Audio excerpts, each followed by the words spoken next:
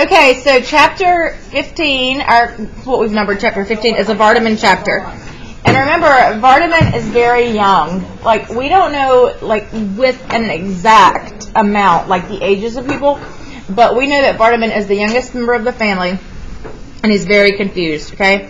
And in this section, he is talking about them nailing his mother into the casket, all right? So he realizes that his mother has died and that they're going to put her body into the casket. But he is not like 100% certain as to what death means, all right? So he's very confused about that.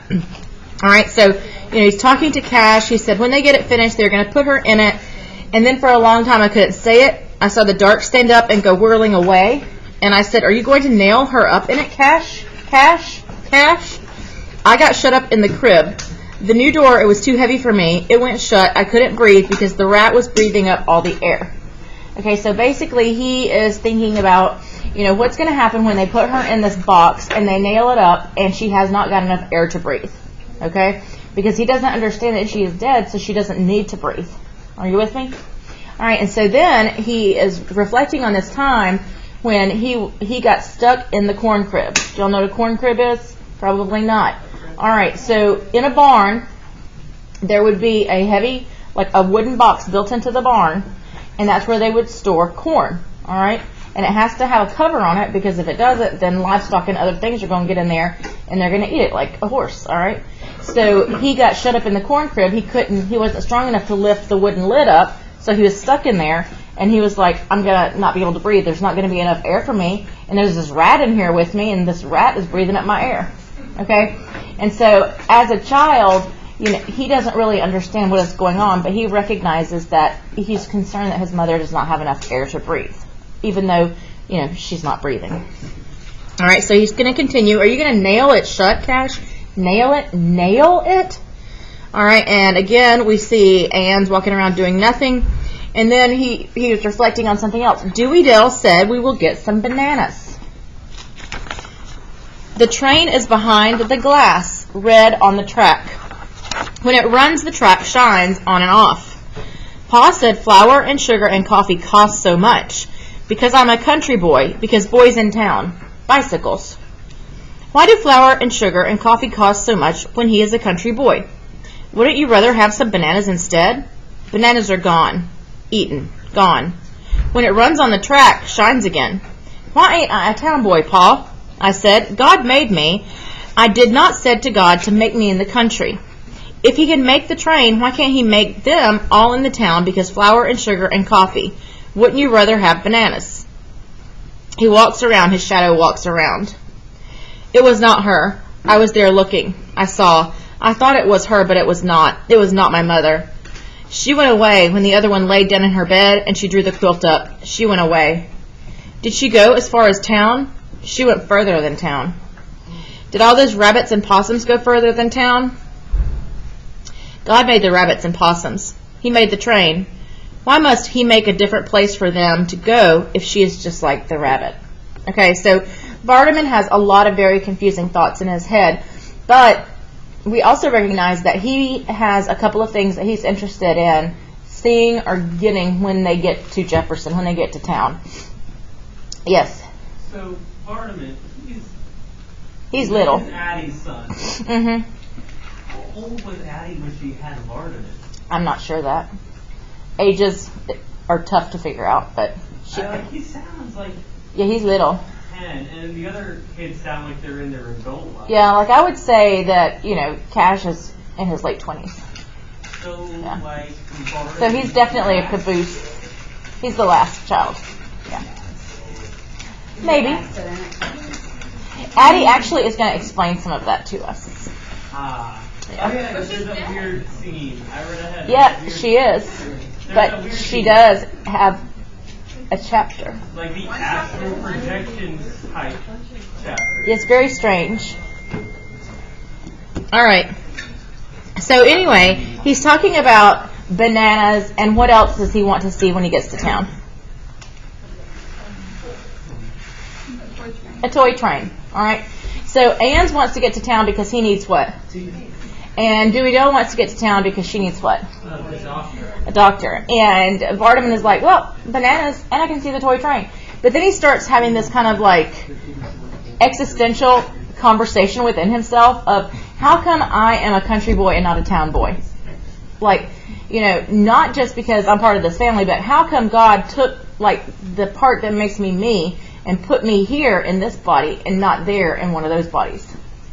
So, how come those things are like they are? How come I am this person and not that person? If you've ever kind of had those feelings like, who am I and all of that, that's kind of what Vardaman is going through here. And when he's talking about how she goes further than town, he's talking about her soul. All right. So, he recognizes that the soul is leaving the body, and that's the death idea. All right. And this is what Peabody has previously told us. And so he is kind of making that comparison here. He's trying to put it together and trying to figure it out. Okay. But he also is still thinking about something else. It was not her because it was laying right yonder in the dirt, and now it's all chopped up. I chopped it up. What's he talking about? The fish.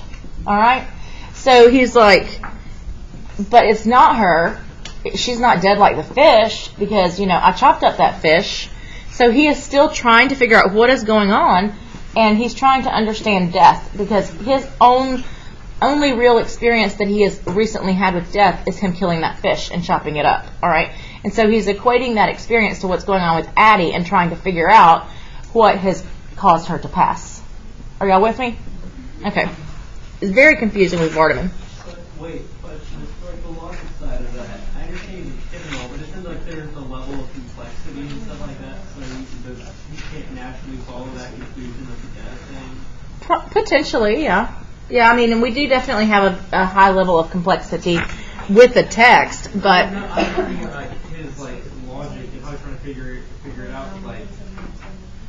And if you know formal logic, like when you're talking about animals and objects, they follow a level of complexity, and humans are at the highest because they have the separation of rational. Mm-hmm. And animals are something that they're just living, so it's harder to figure it out. So go from animals to humans, I guess. So I don't know, will that cause any trouble later in trying to think about it like this in this way? Who, Vardaman? Yeah. Potentially. Okay, so Toll is next, and we know he's the neighbor, and so he tells us, it's after midnight when he wakes us up. Who's waking up the Tolls? Vardaman and Peabody. Yeah, so Peabody's horses show up because Vardaman has whooped them and spooked them and made them run off. And so, they show up, and then Vardaman comes up, all right? And so Cora says, hey, Addie is gone. She's dead. We better go. We got to harness up the team. Let's go to their house. Come on, let's go. And he's like, we're not going over there. We don't know she's gone. We're not going to bust up over there. If she is gone, then you can go and you can sit there all day tomorrow. If that's what you need to do. But we're not going to do it tonight. All right? But Vardaman comes in. He looks like a drowned puppy. And they get him in the house. And Cora gets what she wants. She gets Vernon to go harness the team because now they've got to carry Vardaman back home. All right? And then he talks about Vardaman giving him the creeps. He says, I'd be darned if it didn't give me the creeps, even when I didn't know yet. But Cora did. All right? You get that team quick as you can, she says. He's out of his head with grief and worry. So Cora's like, I know she's gone or Vardaman wouldn't be here, so get ready, let's go. So anyway, he continues kind of talking about it, and thinking about it, and he's thinking about the other people while he's getting the team ready. And, Cora has Vardaman, sitting on like an upturned bucket and in the kitchen. And then on my page 72, she says, I can't get nothing out of him except about a fish. And then she continues, it's a judgment on them. I see the hand of the Lord upon this boy for Anne's Bundren's judgment and warning. The rain never come up till after I left, he said. I had done left. I was on the way. And so it was there in the dust. You've seen it. Cash is fixing to nail her, but you've seen it. Okay, so Vardaman is still kind of, in their minds talking gibberish, but he's still talking about the fish, that was laying there dead in the dust. And now he's talking about Cash about to nail her in the coffin. He's trying to put those two things together in order to understand death. But he also says, it wasn't raining until after I left. But then this huge rain starts coming. And remember, they've been talking about this storm. They've been kind of foreshadowing the storm. And the idea that the storm is going to make their travel more difficult because of this river they've got to cross. Okay? So that's something that we are going to have to deal with later. It was nigh toward daybreak when we drove the last nail and toted it into the house, where she was laying on the bed with the window open and the rain blowing on her again. Twice he did it. And him so dead for sleep, the chorus says his face looked like one of these here Christmas masks that had done been buried a while and then dug up until at last they put her into it and nailed it down so he couldn't open the window on her no more. Okay, so the Christmas mask that they're talking about, it's like, do you know those old-timey like Halloween costumes that have kind of like a plastic mask? It's like a Christmas mask. They used to do this in the old times, but they weren't plastic. They would be like paper mache or whatever, like a Christmas mask. So, they're white and kind of pale and ghostly looking. But anyway, so Vardaman is so tired that they're comparing the way he looks to one of those Christmas masks. And he keeps opening the window. Why does he keep opening the window? Huh? Yeah, so she can breathe. He's like, she's got to have some air. So every time they close it, he opens it again, and it's pouring down rain, and the rain's coming into the house. All right. And the next morning, they found him in his shirt tail, lying asleep on the floor like a felled steer, and the top of the box bored clean full of holes. And Cash's new auger broke off in the last one. When they'd taken the lid off, they found that 2 of them had bored into her face. So what has he done? He has drilled holes in the top of the casket. Why? So she can breathe. But to add to that whole Southern Gothic idea of the grotesque, he's drilled into her face too. Okay? So what's that going to do in terms of Addie? It's going to exacerbate decomposition, yeah. All right? So we've got that going on. All right, so let's look at 15 and 16's questions. What are 3 different things that are confusing to Vardaman? Addie's death. Why he isn't a town boy. Yeah, why he isn't a town boy, why he's a country boy. Nailing Addie in the coffin, and what happens to animals when they die.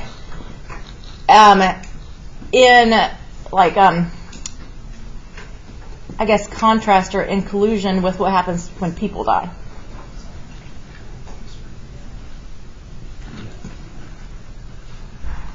All right, and then we have the Toll chapter, and what 2 things contribute to Vernon and Cora being awakened in the night? It's Peabody's horses and Vardaman. Do y'all have these?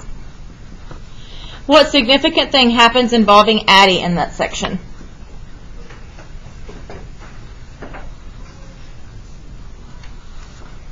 What significant thing involving Addie happens? Yeah, they put her in the casket. She's casketed. What innocent but disturbing thing does Vardaman do? Yeah, but what really kind of gross thing does he do by accident? Nails her in her head. Drills a hole in her head. Yeah, he drills holes in the coffin so she can breathe, but accidentally pierces her face. Okay, so far we've seen some pretty creepy business, okay? These people are messed up. Am I right? Yes.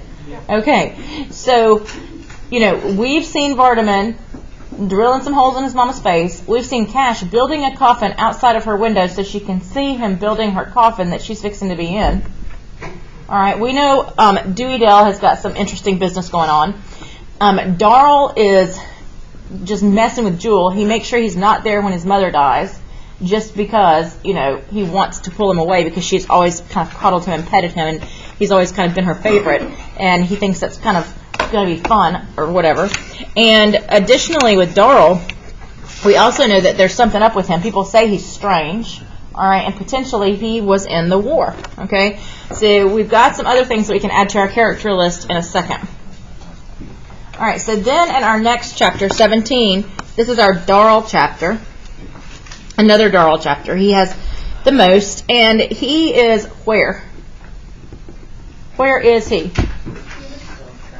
Yeah, they've still gone, delivering this load of wood. But what is he telling us about?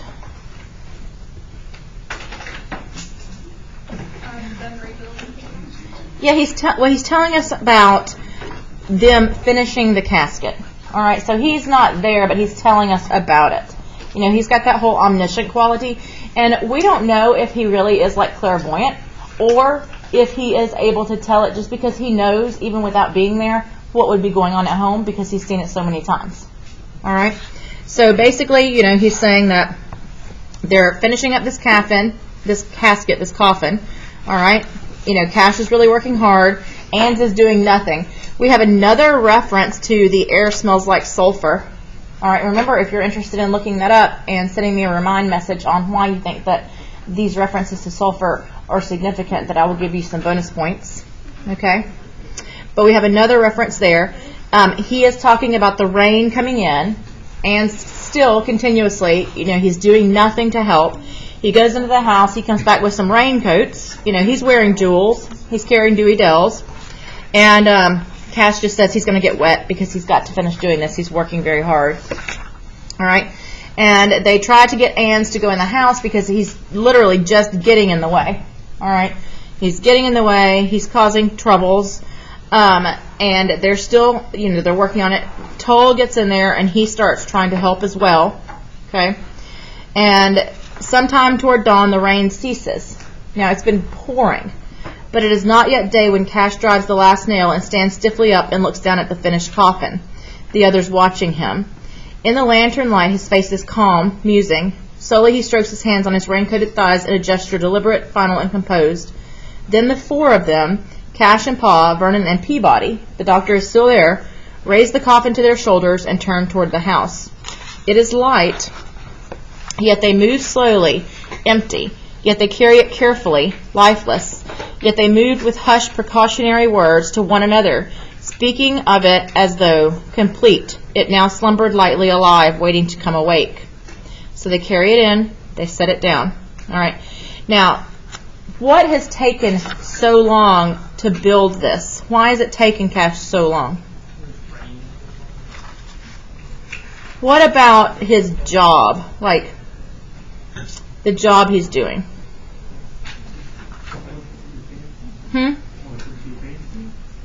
Yeah, what is he doing to make it fancy?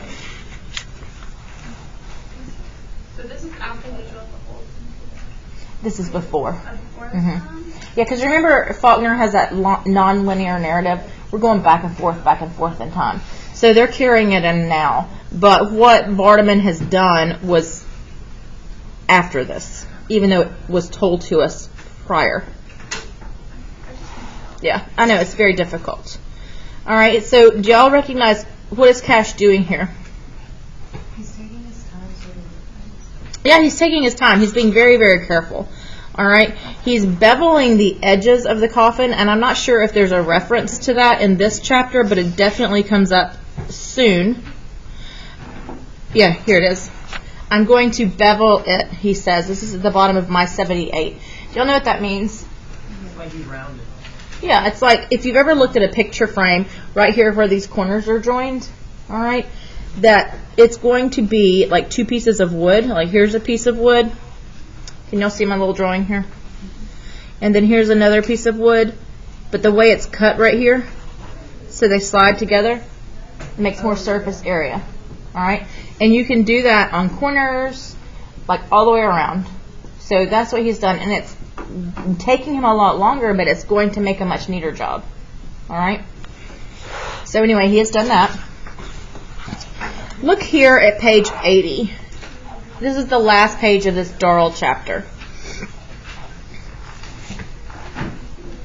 In a strange room, you must empty yourself for sleep.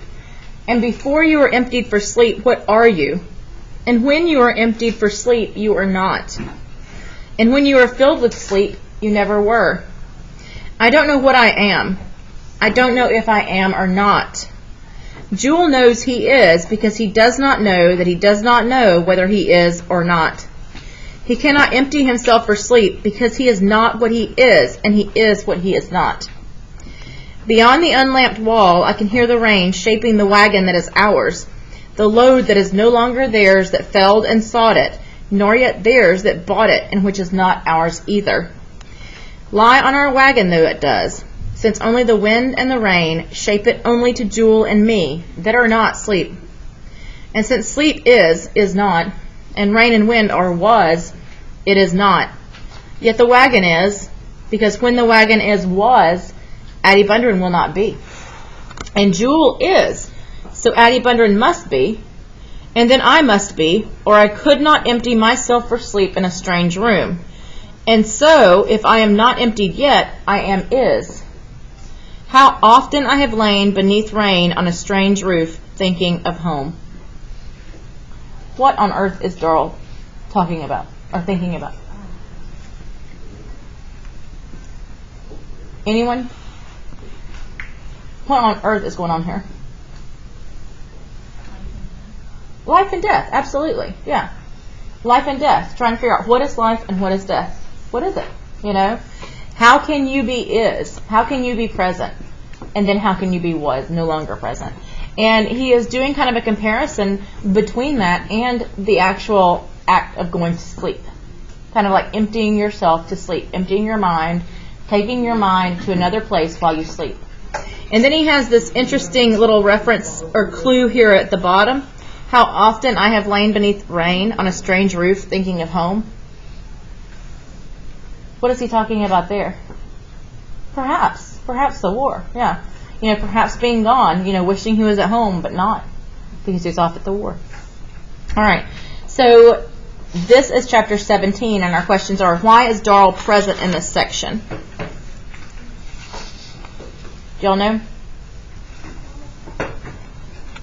Why is he present in this section where they're finishing up the casket? We need him.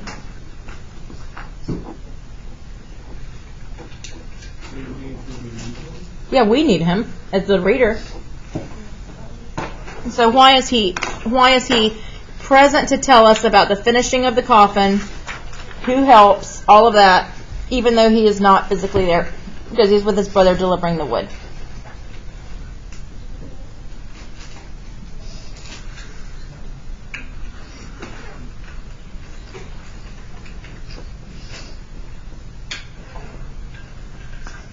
Because he's the narrator, right? He's narrating it for us. He's telling us what's going on. You know, he's giving us kind of that, you know, omniscient look into everything. Okay, the next question is, what does Cash do that makes finishing the coffin take longer?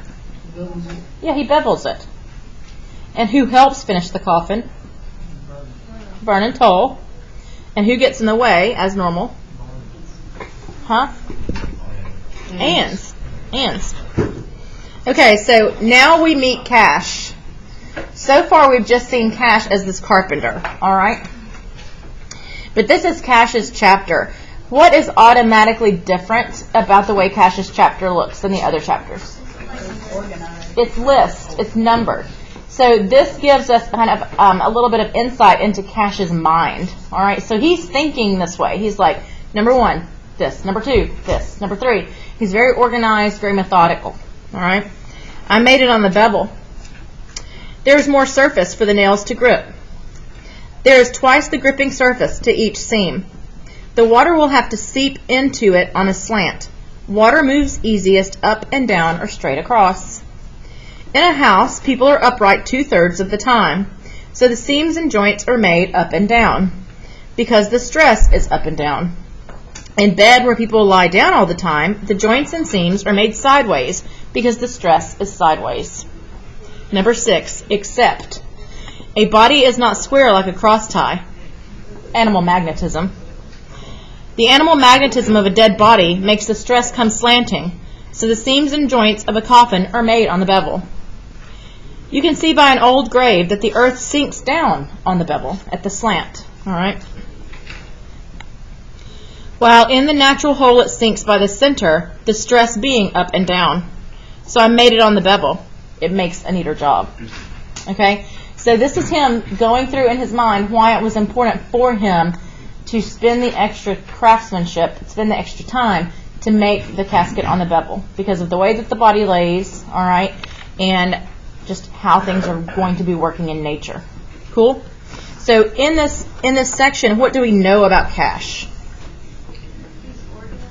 Yeah, he's very organized. He's process-oriented. Okay, chapter 19, Vardaman. The most famous chapter My favorite chapter. in the book. My mother is a fish. The best. Huh? Why is this important? Is it trying to kind of connect things to understand death? He's understanding his mother's death, exactly. He's like, oh, she is a fish. The fish is dead. My mother is dead. My mother is a fish. Like, is she swimming away? Not yet. That comes later. But right now, Oh my gosh. he is understanding that he is comparing her to a fish. Why are you covering that up? Huh? The fish is dead and so is his mother. Because that's what I just said. All right, chapter 20, Toll. All right, so Toll is talking again, or thinking again. He's got Toll's team hooked up. And he is talking about an issue that is probably going to cause more trouble here. What is this issue? The bridge. It was Quick found it, another guy. He said the river was up and still rising. He said it had already covered the highest water mark on the bridge piling he had ever seen. That bridge won't stand a whole lot of water, I said. Has somebody told Ans about it? I told him, Quick says. He says he reckons them boys has heard and unloaded and are on the way back by now. He says they can load up and get across. He better go on and bury her at New Hope, Armstead said. That bridge is old. I wouldn't monkey with it. Her mind is set on taking her to Jefferson, Quick said. Then he better get at it as soon as he can, Armstead said. All right. So, what is being discussed here?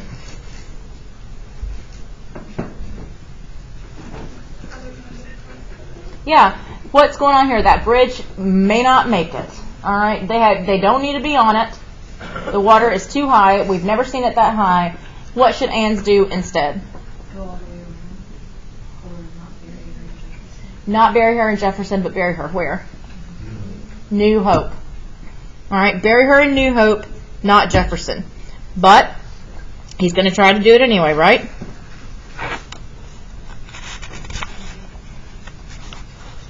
All right, so look at page 88.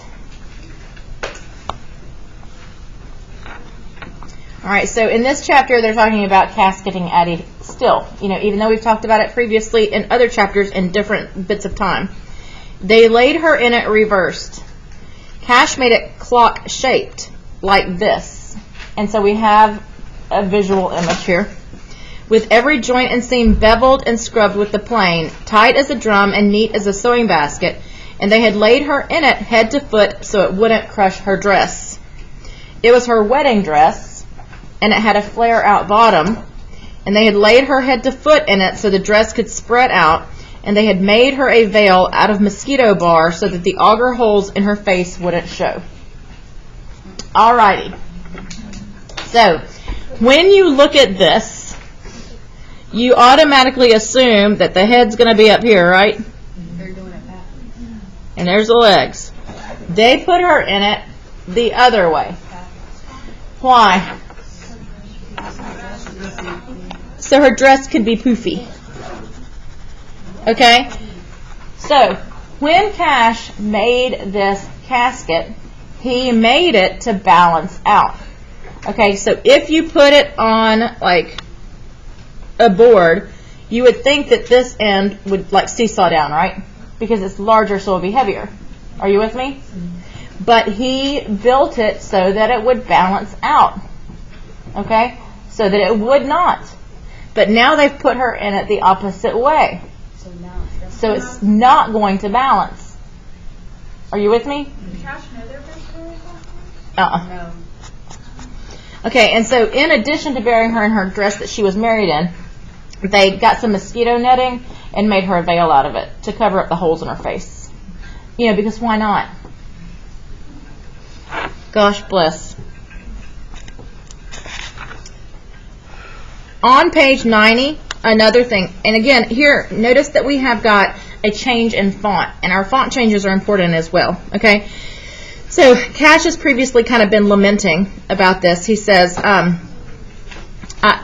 it's them darn women, he says, I made it to balance with her. I made it to her measure and weight. So, see, he's talking about how he made the coffin to balance with her, but the girls had to put her in it the other way so it wouldn't crush her dress. Okay, so Cash is still lamenting that. But then we have, if it takes wet boards for folks to fall, it's fixing to be lots of falling before this spell is done. All right, so again, that's foreshadowing. There's going to be more trouble. Previously, what happened with a wet board that has been alluded to, that happened prior to the starting? Yeah, Cash fell off of the roof. He broke his leg. He was laid up in bed. Okay? So here we're having more of that.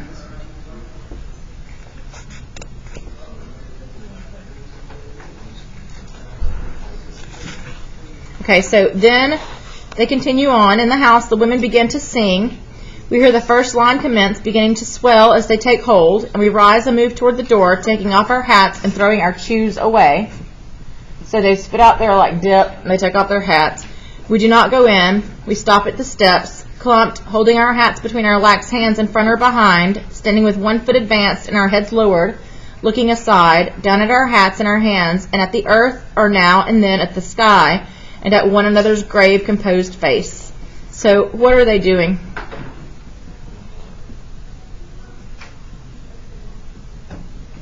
All right, I'll keep going, see if y'all can pick it up. The song ends, the voices quaver away with a rich and dying fall. They're having her funeral. Whitfield begins. Who is Whitfield? He's the preacher and Jules' father. Okay, so he is there preaching her funeral. Do y'all recognize this again as part of that Southern Gothic element? All right, he's in their house preaching her funeral, and he has had an affair with Addie, and Jewel is his son. Okay? All right. So anyway, they're having her little funeral. Whitfield stops. All right. And they just kind of continue going over that. That's basically it. But here I want to point something out on page 92.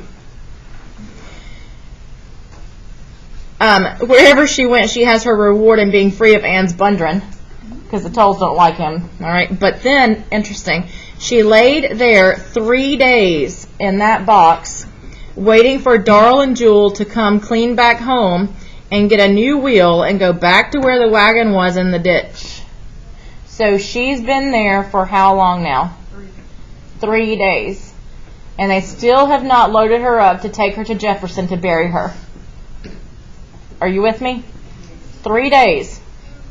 So, what? That her body stinks. It's gonna. All right, so this is chapter 20. What weather conditions present a problem in this section? The rain. And what's the problem? They can't get over the bridge. Yeah, they can't get over the ridge. And what event is held? Her funeral. Okay, so chapter 21 is Darl. And I feel like that this chapter is worthy of reading. Okay? It's not your horse that's dead, Jewel, I say. He sits erect on that seat, leaning a little forward, wooden back. The brim of his hat has soaked free of the crown in 2 places, drooping across his wooden face, so that, head lowered, he looks through it, like through the visor of a helmet, looking long across the valley to where the barn leans against the bluff, shaping the invisible horse. See them, I say? High above the house, against the quick, thick sky, they hang in narrowing circles.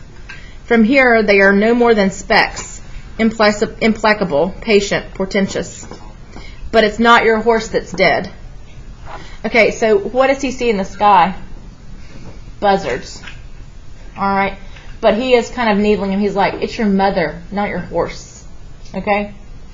It's your mother, not your horse. Because he's trying to get, like, some kind of a rise out of Jewel. But he's telling her, you know, she's dead, she's gone, but they're not there, so they don't know for sure. Okay? And he says, blankety blank you, he says, blankety blank you. And then he says, I cannot love my mother because I have no mother. Jewel's mother is a horse. Motionless, the tall buzzards hang in soaring circles, the clouds giving them an illusion of retrograde. Motionless, wooden back, wooden face, he shapes the horse in a rigid stoop like a hawk, hook-winged. They are waiting for us, ready for the moving of it, waiting for him. He enters the stall and waits until it kicks at him so that he can slip past and mount onto the trough and pause, peering out across the intervening stall tops toward an empty path before he reaches into the loft. Blankety blank, blankety blank. All right. So he is comparing Jewel's mother to what? Horse.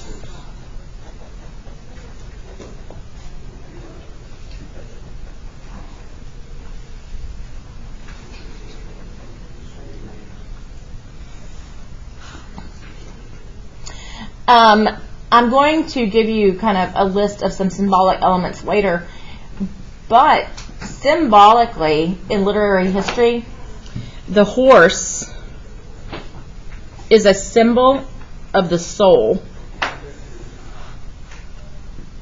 So why might that be important? Yeah.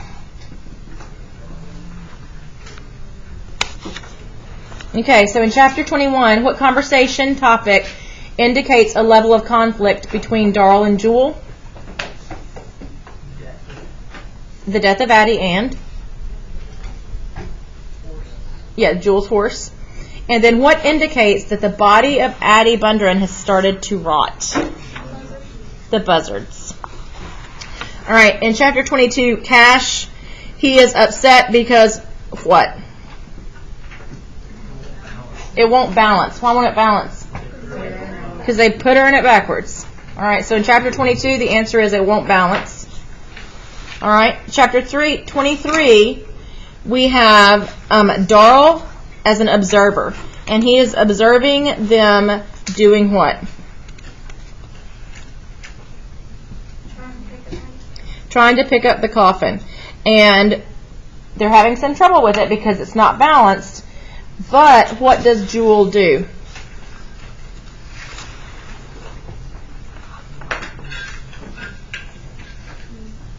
Then turn loose, Jewel says. He will not stop. Cash begins to fall behind, hobbling to keep up, breathing harshly. Then he is distanced, and Jewel carries the entire front end alone, so that, tilting as the path begins to slant, it begins to rush away from me and slip down the air like a sled upon invisible snow, smoothly evacuating atmosphere in which the sense of it is still shaped. Wait, Jewel, I say, but he will not wait. He is almost running now, and Cash is left behind. It seems to me that the end, which I now carry alone, has no weight, as though it coasts like a rushing straw upon the furious tide of Jewel's despair.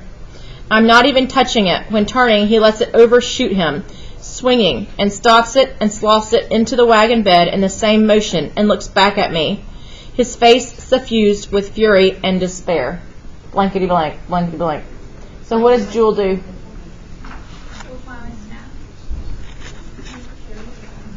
Yeah, he picks it up and carries it and loads it all by himself. All right, so it's almost as if, you know, he's kind of like has this like misplaced emotion. All right, and that is chapter 23. Darl is an observer in this section, and what does this action indicate about Jewel? That he's impatient, that he deals with emotion in a different way.